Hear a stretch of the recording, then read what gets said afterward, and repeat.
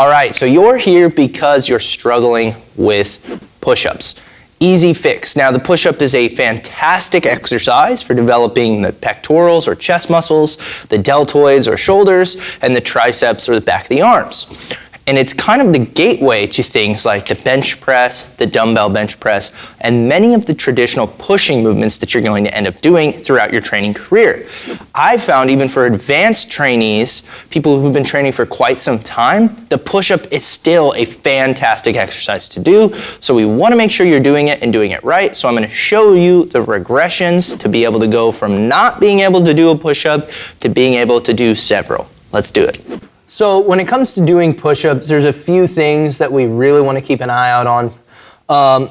The biggest mistakes people are often going to make is their hands are going to be either too close or they're going to be too far out wide. So if you're too close, you're going to have a hard time getting the chest and shoulders involved. And if you're too far out wide, you're going to get these really big angles here at the shoulder that make it really hard to get a full range of motion.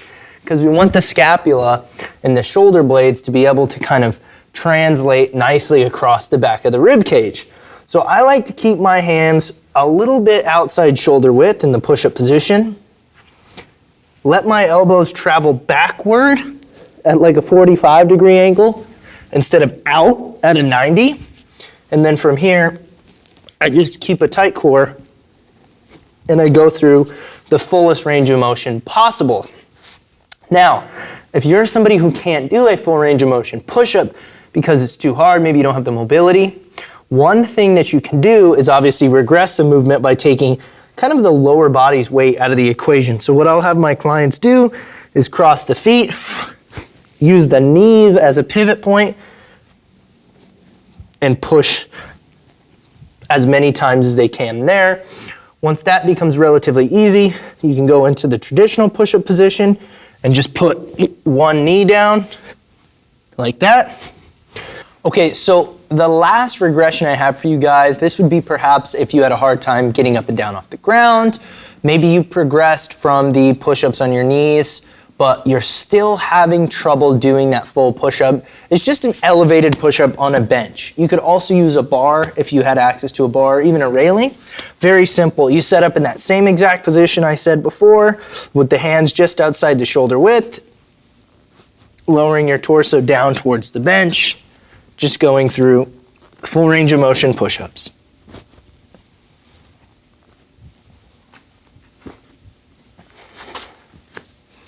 Pretty simple, but all the same stuff kind of applies. You want that nice 45-degree-ish angle at the elbow. You want to be sure to be slow and controlled throughout the entire movement. Keep the core braced.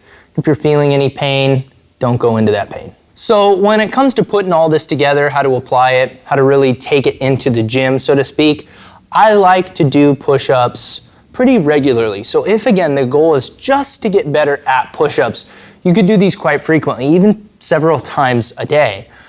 Just select the variation or the regression that you're having the best luck with, that you're able to challenge yourself with. Preferably the closer it would be to an actual push-up, the better, and practice it several times a day. I would do this to about 1 to 2 reps, perhaps short of failure, really looking to kind of get some higher totals as to how many repetitions you can do. So look for progression in number of repetitions. And after you do this enough, you should eventually be able to get towards a traditional push-up. And once you're getting, like I said, 3 to 5 of those, that should be the modality with which you progress. Just look to do normal push-ups and increase number of repetitions. I hope you guys found this video helpful. If you did, make sure to subscribe to Mind Pump TV. Thanks so much. Have a good day.